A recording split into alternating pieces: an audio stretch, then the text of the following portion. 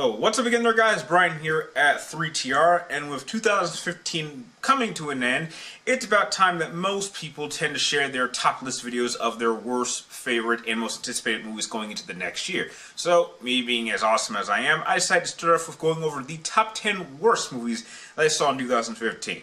Starting off real simple with one that came out in January, which probably should have warned me right from there. I picked Mordecai. Holy hell, Johnny Depp is, in my opinion, Johnny Depp is what I like to call a black and white kind of actor, in which is a guy who has tremendous amounts of talent, and I think the guy knows that.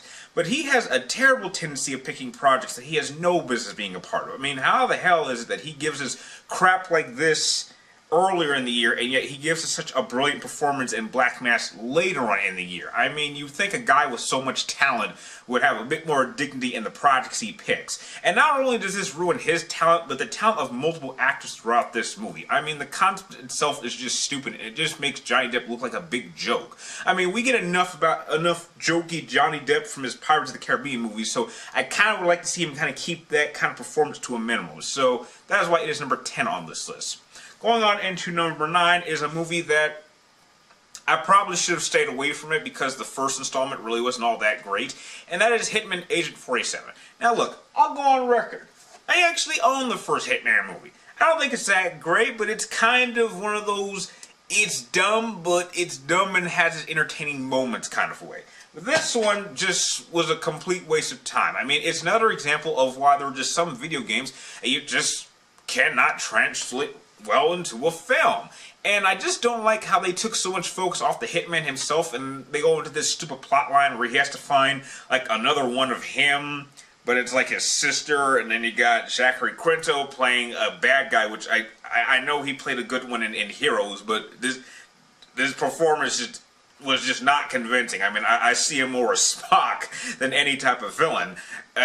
It was just all over the place. I mean, I'll give it some points for being a bit stylized in how the movie was filmed, but that doesn't stop the fact that this just is not a very good, well-paced action movie, and it just doesn't do the video game justice. Even though I'll go on record and say I'm not a big fan of the Hitman franchise, I am aware that it has more quality than this film gave it, so that's why it's number 9 on this list.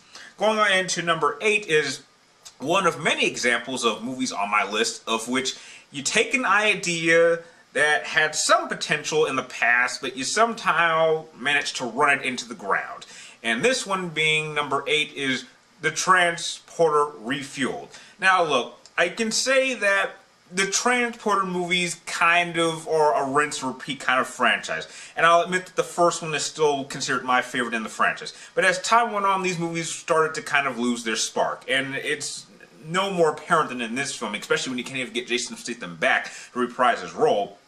This movie just, it's not very well shot. The story has interesting points, but they're not fully well executed. I didn't even like the plot of this movie in general, although I did like the tendency that they added by adding Frank's dad, which I will admit that did bring for some really cool character-to-character moments.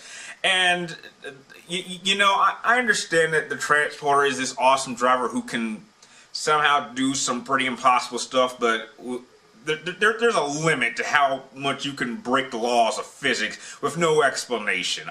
I mean, don't get me wrong, we've seen him do some crazy stuff before in the previous movies, but this movie just took it to a whole nother level. I mean, the fact that this guy can somehow drive a car through an airport and then ride on a beach and oh god, just thinking about it is terrible. Bottom line, it's a terrible film. It's terribly well shot. The action's all over the goddamn place. And Jason Statham isn't here, which, I'll be honest, I would have seen this movie just for him. So that's why it is number 8 on my list. Going into number 7 is another example of a movie that was pretty good, but somehow decided to run its idea into the ground. And that's Hot Tub Time Machine 2. Now look, I really enjoyed the first Hot Tub Time Machine. I think the concept of these group of friends whose lives really didn't turn out that well, were given a second chance to go back to their prime in the 80s and have an opportunity to experience things. Maybe see how things could have been different had they maybe lived a little more. But it's the fact that you took such an idea and you decided to kind of overuse it this time around, and you couldn't even get all of the main characters back this time around. You had to have a replacement.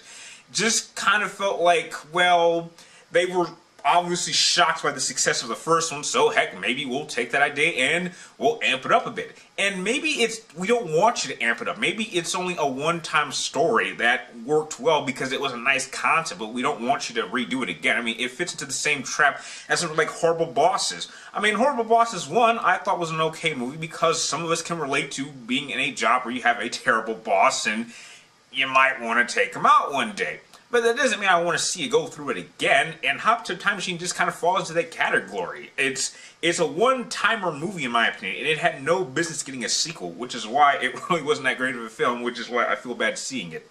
And that's why it's number 7 on this list. Going into number 6, I picked Pixels.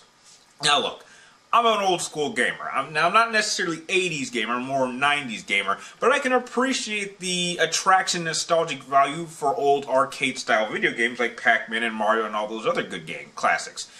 But the fact that you're gonna... The big issue I had with this movie was, who was this movie really for? I mean, if it was for nostalgic value, I didn't really like what they did here. And most of the kids that you're probably targeting this movie towards probably don't know who these video games characters are, nor have any interest in playing them. And the fact you have Adam Sandler doing this, which, let's be honest, his live-action appearance movies haven't really been doing very well lately, should have been a red flag right from the get-go. I mean, I like his voice work when you don't really see Adam Sandler himself, but keep that guy off the screen because he just cannot tell a good story. And it just seems like he always picks projects where he plays the same character over and over, and it's just getting old. I mean, this was old 10 years ago, and he just hasn't gotten the hint that maybe you should try doing something different. And although he has tried to do different things recently, it's just not his style, and maybe it's about time he just kind of go away and enjoy what shred of credibility he has left. I mean, even though he doesn't have much, it's just kind of shocking to see this king of comedy kind of fall from grace the way he has recently. And that's why it's number 6 on this list.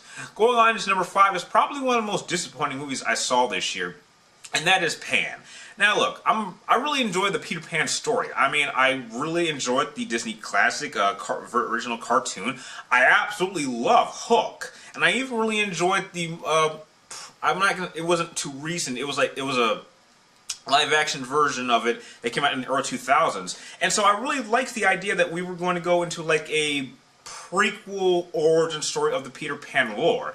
I just don't really like how there were certain story elements that were handled in this particular movie. I mean, I didn't really like how they wanted to play up the fact that, oh, Peter Pan and Hook were once friends, and then you have Blackbeard, which I was really excited to see because I was really curious to see how Hugh Jackman would do playing a villain, and he was a lot more over the top than I would have expected. And they threw in some really weird references to things that shouldn't exist. I mean, when you start adding a Nirvana song to your movie in this time period, it just seems odd.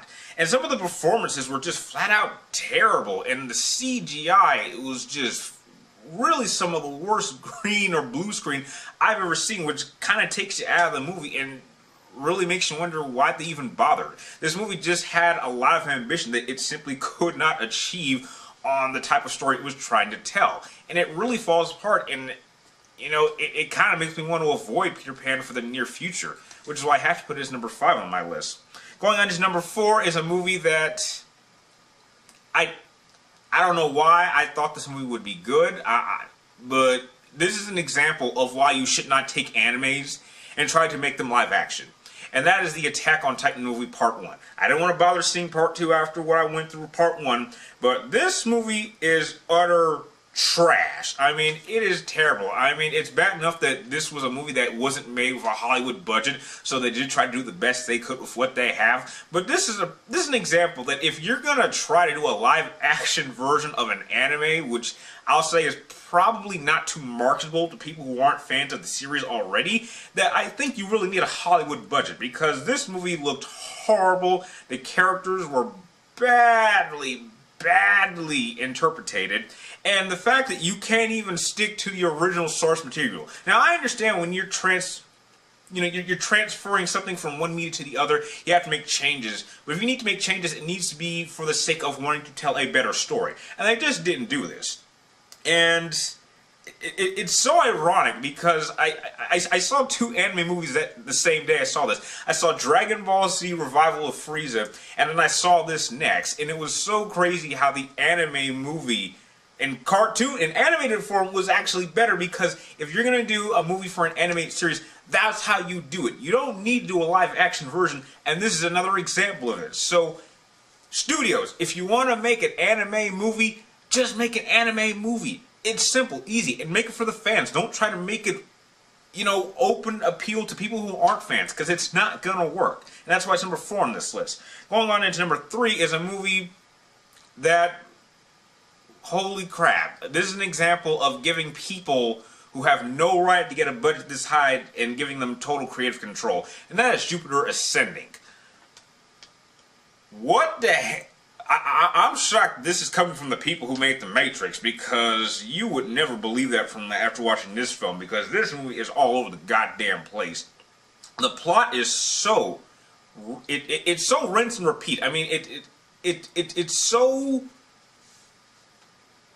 It's like utter trash, because it has this interpretation of wanting to repeat the same plot over and over again, of Mila Kunis' character being this important queen of planets, and then she gets kidnapped, and then Channing Tatum has to rescue her, and this happens 5 times with the whole film, and that the villain is so laughably bad. I can't believe he's gonna be leading the next well, kind of Harry Potter style movie with Mystic Beasts and Where to Find Them. I mean, I know this guy's a great actor, but I just wonder what the hell he was smoking or drinking, or what he was doing, because this was the worst performance I've seen him have in his career ever. So hopefully this is that one movie that actors do that is so bad that they use it as an inspiration to never want to repeat that performance again, because Jupiter Ascending is just one of the most condescending, all over the place, utter messes that I've seen in a long time. And this is supposed to be a space opera? I don't know what they were thinking. Going into number 2 is a movie that simply needed to stop with the second sequel, or technically the first sequel, I should say, and that is Taken 3. Now look, Taken 1 was an awesome film, and it is still to this day considered one of my all-time favorite action movies of all time, because its concept was so simple, and I think the studio was surprised by its success. But it is another example of taking something that was successful, that was only meant to be used once, and running it into the ground, and trying to drag out the story longer than it needed to be. I mean, I already didn't like Taken 2 because of how it just didn't feel right, because of its tone, but this one was just terrible because the editing was all over the place. I mean, you can't even tell what's going on half the time. It makes the movie almost unwatchable. And it's a shame, because I know Liam Neeson probably just did it for the paycheck, but it's kind of sad when it's obviously clear that this person was only doing it for a check and really didn't care about the movie itself. And when the actors and the people making the movie don't care, how can you expect your audience to care? So that's why this movie should not have existed in the first place. But as bad as that movie was, that is nothing compared to number 1. And the number 1 worst movie I saw this year, without question, is probably one of the worst movies of its kind I have ever seen in a very, very, very, very long time. And that is Fant Four Stick. Wow. This has got to be one of the worst superhero movies I've ever seen in a very long time. I mean, I would take Batman and Robin over this. And I actually like that film because of how cheesy and laughable it is. I would take Elektra over this. Hell, I would take Catwoman over this. And that movie insults me by ruining one of my favorite female comic book characters of all time. But the problem with this movie is that there's nothing to it. It's a comic book movie that isn't really a comic book movie. It takes so long for the plot to get started, and then right when things are starting to pick up, the movie ends. I mean, they messed up Doom big time, and people like to complain about those 2000 movies that came out. I mean, say what you will about them being cheesy, at least those actually felt like Fantastic Four movies, and they actually looked like Fantastic Four movies. Because the Fantastic Four has always been about the whole family dynamic and being kind of cheesy. I mean, so I'll give those movies credit for actually having somewhat the atmosphere of the Fantastic Four comic books. But this one was just nothing like this. I mean, if you had changed this name to anything else and taken the Thing out, which, mind you, the Thing looked really bad, especially now that he didn't have pants. So I'm like, what's going on all down here? Like, ugh. And I just feel bad for Fox because they must have lost a lot of money on this. And it's clear that this movie was only made just so Fox could keep the rights to it, so that they wouldn't fall back to Marvel.